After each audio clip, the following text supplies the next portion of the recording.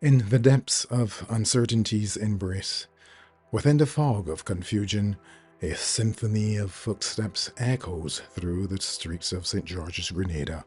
People, driven by fervent hope and a desire for liberation, marched onwards, their hearts beating in unison, yearning for freedom as the true essence of the human spirit emerges.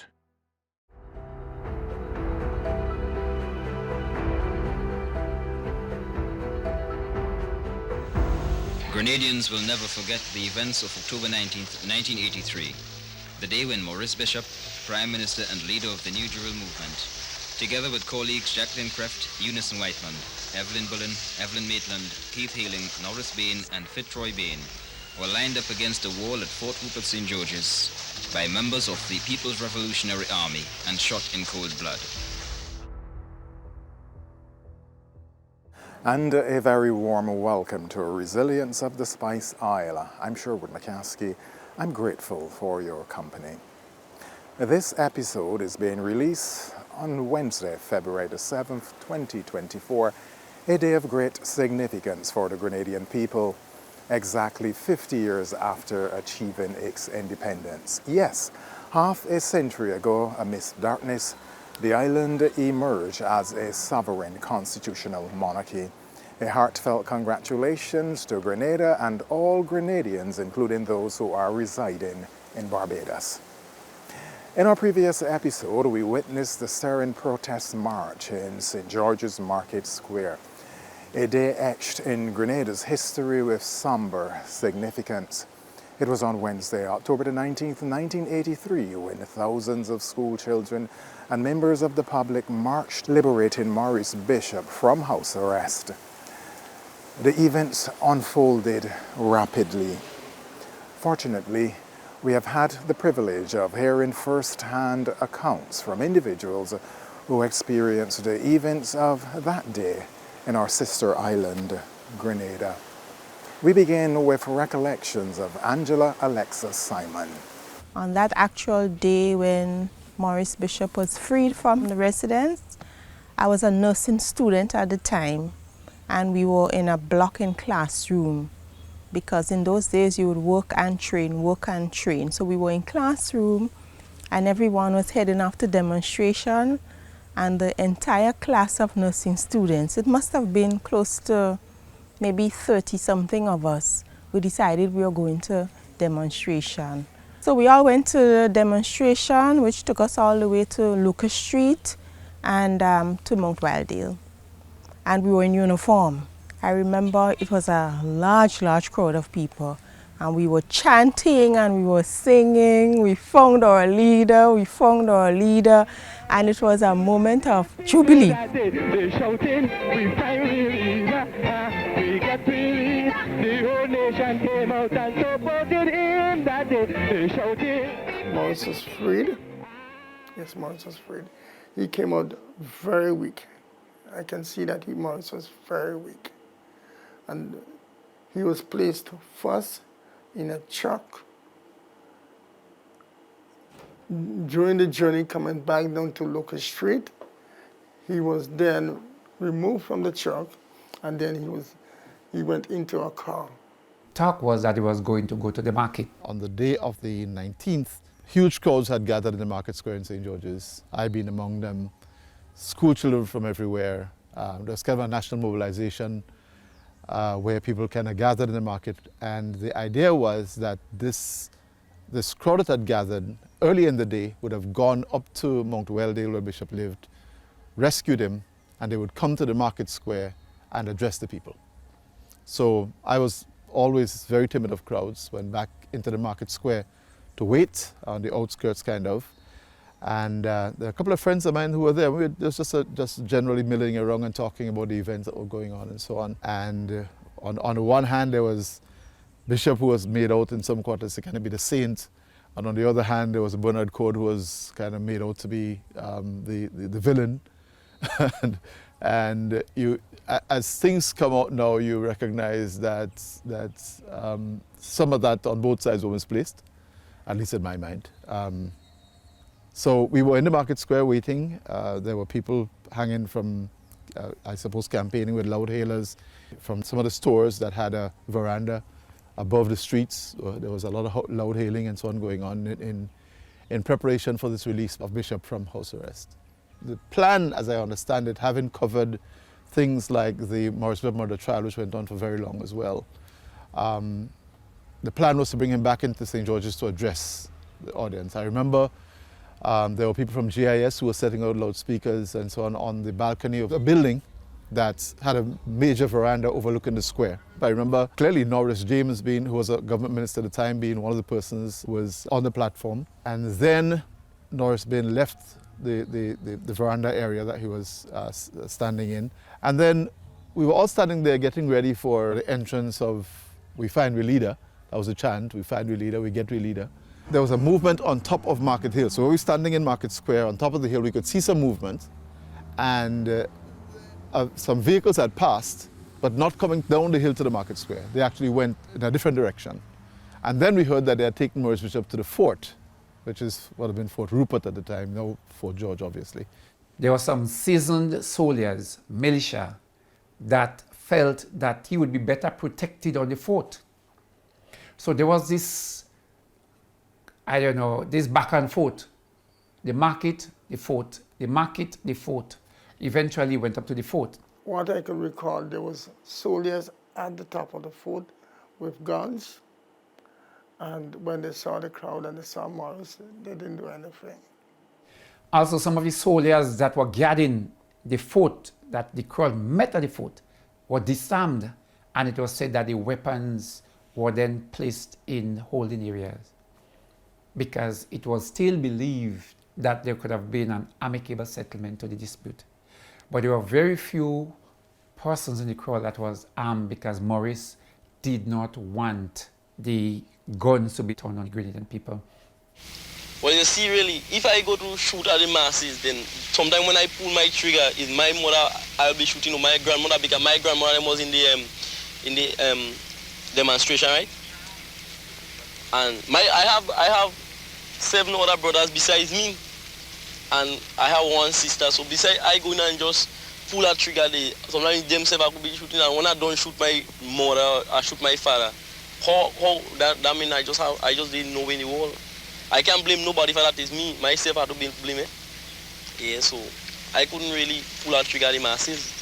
Morris never expected the guns to be turned against the masses, because as eyewitnesses have said, when the armored cars arrived in the fort and they opened fire on the people, Morris's words were, "Oh my God, they have turned guns in the masses." Now the fort is called Fort George now, called Fort Rupert then after his father.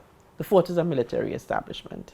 Speaking to persons in the military, they will tell you that's not supposed to happen. You're not supposed to bring civilians onto a military establishment.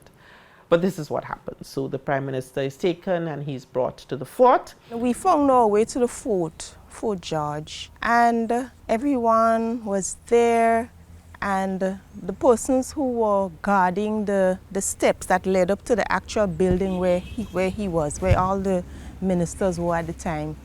The persons who were at the bottom of the staircase, they said, "Let the nurses pass, let the nurses pass." And that is how I found myself in the actual room where Morris Bishop and the other ministers were, Jacqueline Criff and so. So it was nursing students from my class, the matron was also there. There was also a tutor there. And, you know, we hugged and embraced and asked Morris Bishop how he was doing. And so I remember matron Grant, Angela Grant, she was the matron at the time, asked him how he was doing, and he said he was okay. And he was standing and he was wearing a t-shirt and shorts. And he looked a bit, he did not look like worried or scared, but he had a sort of pensive look. You know, like when there's a lot of things on your mind, he had that kind of look on his face. And we were just standing and making small talk and, you know, just, well, she was trying to show him how much we care about him and so. Well, it kind of went around the crowd that he was taken there for a bit of relaxation, some food, some medical attention, recovery, and then he would come down to the Market Square. I remember them saying, let's organize so that all the phone calls could come through where we are. He wanted to go onto the fort because of some telephone calls which he wanted to make. Because there was a lot of propaganda going on which suggested that Cuba was supporting that other clique who were trying to oust Maurice Bishop. And that was, of course, totally untrue. And Maurice Bishop wanted to clear Cuba's name. He wanted to establish the facts correctly. They asked one of my classmates if she can go down to the hospital area to get a kettle. Maybe they wanted coffee or hot drink or something. And then they asked if she can take notes. So, well, I would not call her name, but I remember she asked matron, can I take notes? Is it okay? They want me to take some notes. And we were just there. And they were organizing to go down to the market square. And after a while, another nurse said, Nurse Simon, at the time I was Alexis, now I'm Simon. So at the time I was Alexis. And she said, well, we saw everything. There's nothing more to see, so we could leave now. So we must have been up there for a good, maybe 45 minutes or so. 30 to 45 minutes, I would say, just in the room. And she said, well, we've seen everything, so let's go. And that is how my life was saved, from that nurse saying, we have seen everything. And I remember we went down the flight of steps, and as I got to the street, the asphalt, so we came down from the fort, the concrete road, and we down on the actual street, the asphalt, right? I did not see any armored cars go up. I did not hear anything. But strange enough, people were already jumping. And I find that to be so strange because I did not see, I did not hear anything, but persons were already jumping from that concrete road onto that street with the asphalt. We saw what was regarded as a BTR, a troop carrier, going to where the fort was. Not long after that, we heard a loud explosion. They took over control on the fort when about 3 armored cars came up on the fort, and they just started shooting off at the people. And I stood on Market Hill. I left there a few minutes before that happened, and I stood on Market Hill and just looked at fire blazing and people just falling down. Yeah, it was real terrible. There was a truck that came up there. It's a big yellow truck. I think it was belonging to the Public Works Department of the Ministry of Communication and Works. Maurice went into the building together with a few of his ministers and what have you. And I went up on the truck, sat down on the tray of the truck, waiting, looking at the building, just like I'm looking at you now. And this is the entrance to the back where the vehicles and then comes up. And didn't have a good 15 minutes. I heard a loud explosion. And then I fell down inside of the truck and I heard a loud explosion. Not knowing, my hand was blown off.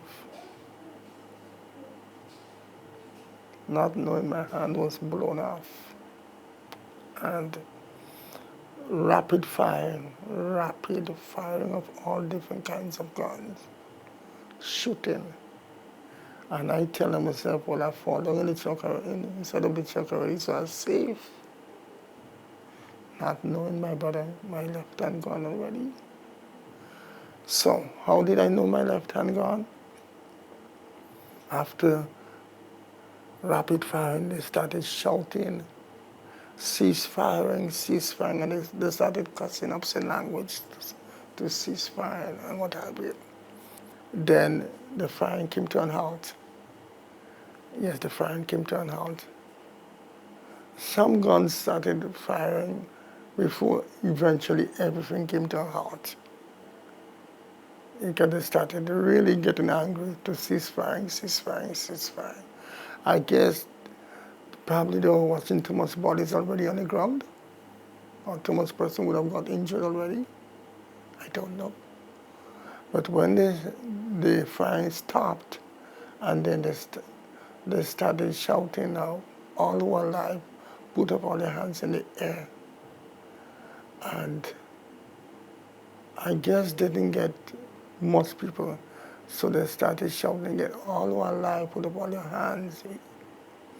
And I said, "Papa, before these people and them start killing more, let me see what could come." And that's when I became aware my left hand gone. I couldn't panic. No, I couldn't panic. I remained there for a while still, and I said to myself, I have to get down from this truck. I need to go to the hospital, because when I watched them with that blood, because I was not paying attention to my left side. And before that also too, I had lifted up my head and I peeped through a hole in one of these big holes that a bullet would have penetrated. I don't know how come maybe that bullet didn't take me. Maybe, boy, it wasn't my time yet. It was my time. I peeped through the hole. I get up and I raise up my head and I peeped through the hole. And my brother, man, when I see these 3 armored carriers with so much soldiers on it, I put back down my head fast. But they started shouting again all our life. I said, "No, let me see if I can get up." I was able to stand up and I jumped down. The minute I jumped down, I fell to the ground. I couldn't stand up again no more. And somebody, I don't know who it is, came and they rushed, came and picked me up, lift me up bodily, and rushed off with me. The next thing I know, I was placed in front of casualty on the bare wall. Casualty is the emergency unit at the general hospital at the time. And when the nurse came out and she saw me, she rushed back inside and said, "There is a young guy that lost his hand and he's bleeding. And the doctor, she said, doctor, look at a young guy bleeding outside. He lost his hand." And they came out and when they saw me, they rushed back in and then get this kind of thing like a stretcher like. And then I was placed on that, and the rest for me is history. I think I would have gone unconscious. Because when I looked at the blood on the truck after I became aware, there was a lot of blood on the truck. And I must say here, my hand was blown off. This is not where it came out. No, this is not where it came out. It came up just a little high up the wrist. So the bones running from the elbow come down here, all of that was shattered, mashed up, tear up. It was just pieces of flesh. So I guess they had to rush me the very same time, in truth, to really take off the pieces of flesh and the skin. That got so black. Your t-shirt is a blue. Your shirt is a blue, dark blue. So maybe your shoe. Yeah. It became so black. My complexion is brown. And that gets so black as the cameras and them there. Then the following morning I got up and I was in the hospital on a bed. So that is my story. Unfortunately, it's short and sad, very sad. Alexis Simon bravely shared his story. Today, he seeks compensation from the Grenadian government for the hardship and pain endured. We will explore his pursuit of that in a future episode of Resilience of the Spice Isle. But for now, let us return to that fateful day. The wounded Alexis Simon is taken from the fort to the hospital. Meanwhile, Maurice, Unison Whiteman, Jacqueline Creft, these are all ministers of government, huh? Vincent Noel, they are all on Fort George. And the rest of the Central Committee, Bernard Court and others, are on Fort Frederick, 2 opposing forts, yeah? They're looking out at one another, actually. Geography allows you to. A decision was taken to send armored vehicles from Camp Fedon, which was Calavini, not far off, to the fort to restore, quote unquote, to restore order. So 3 armored cars are traveling to the fort. Now the entrance to the fort is yay wide. It's really very narrow. So once 3 armored cars have stopped at the entrance, there's no way to go. You either jump off any section of the fort, which is basically what happened. And this is where the stories are very confusing. One story said that the first shot came from the public. Because the men in the armored car, except the person who was driving, were on the outside of the armored car. And one of the theories is if they were going into battle, everybody would be on the inside and not on the out. At least one member who was on the outside died instantly. Another died in hospital after. From my vantage point where I was standing, I was sitting on the truck facing like I'm watching in your 4 eyes now. I never saw nobody with no guns. At the veranda, I never saw no guns there. So I'm not sure if that was fabricated. I have no idea. But what I do know here is that there were soldiers that got shot when I came to the hospital. When they came and they put me down. I think I was placed by a soldier who got shot. And he was cursing and fuming and wanted to go back on the fort to finish kill them. Yes, that's what that was this was. I want to go back on the fort to finish kill them. So I do not know. But from my vantage point where I was standing, sitting on the truck, on the tree of the truck, I didn't see anybody with guns. There was another story that the first shot that was fired by the APV coming up the hill. Rich went straight into the room, the communications room where Maurice Bishop was. Jacqueline Kreff was the girlfriend of Maurice Bishop. He claimed that she was pregnant, and a few other persons were in that room. That first shot led to the death of one called Gemma Belma. Shrapnel and other things went into other people at that time. And it was claimed it's from that time somebody from the crowd fired maybe and killed Mears. After that massive confusion of firing back and forth, you have people jumping for their lives, literally. I would have been first form, St. Joseph Convent at the time, 11 years old. We were at school, it was a normal school day, and we heard we were in the lab actually, and we heard a lot of ruckus coming from upstairs. And when we peeped outside, we saw one of our teachers in her jeans and t-shirt and heading out the gate. And we were very confused as to what's happening. Then we realized that, from talking, that there's demonstrations about to take place. And next thing you know, school was over. And I remember walking down Church Street, where it intersects with Lucas Street, and not being sure as to what to do at that point. My dad was the manager of the Grenada telephone company at the time, so it made logical sense to go to his office on the Carronage to wait for him. The truth is he was not feeling well. He had damaged his foot, so he wasn't necessarily doing much driving, so he wasn't physically at work. So I saw the tail end of the demonstration, and still feeling very uneasy that this is not normal. Waited for the rest of the demonstration to pass, and then made my way down to the Carronage. Stayed at my dad's office trying to figure out, asked one of the ladies to call Daddy for me and tell him I'm here, and she did. And while I'm there and waiting, my mother came from Maurice Bishop's office because she worked there. Old Butler House, as it was called then. It would have been destroyed once the US invaded. She came and she met me, and we just walked a little up the hill to just above where I now work, University of the West Indies, the house above it. And we stayed there, called Daddy, and he said he's going to come and meet us from that point.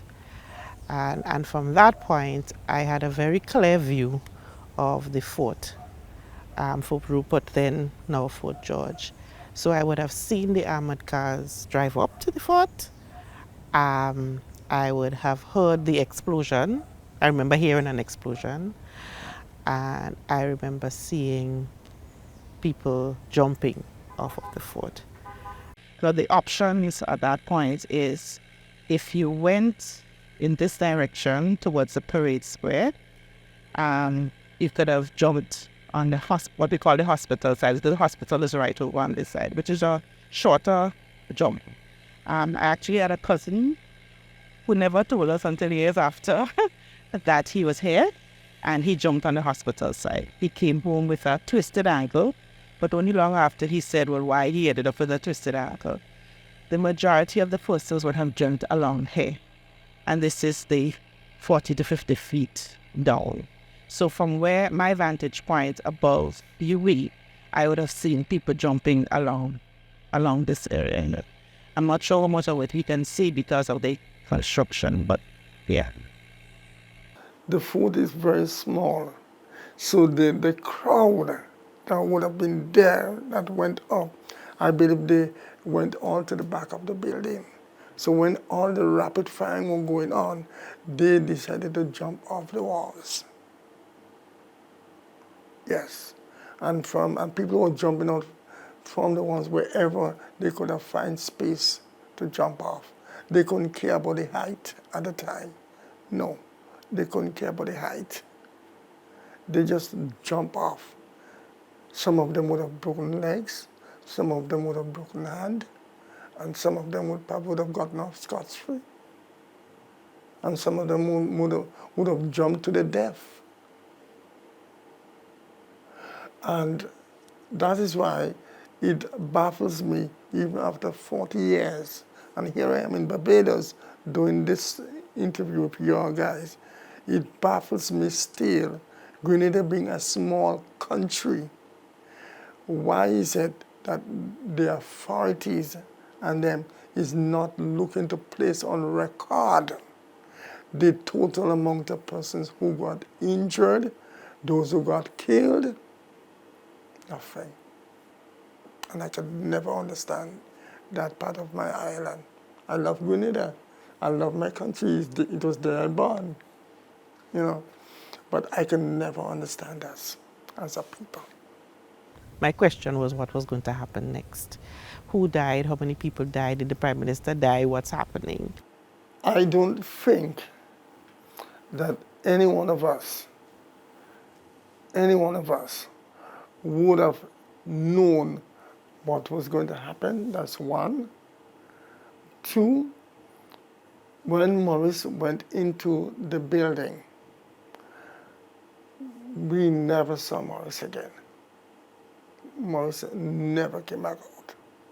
So when all of the shooting and firing was taking place, I believe Morris was inside of the building.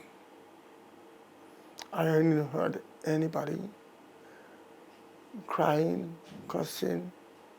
I know there was people inside of the truck who left me, and I guess they didn't even know that I got shot. I think everybody was just trying to escape. So at one point in time, you know, I must say here probably the armored cars and the soldiers and them would have probably come out. I don't think we ever spent about 20 minutes there before they came.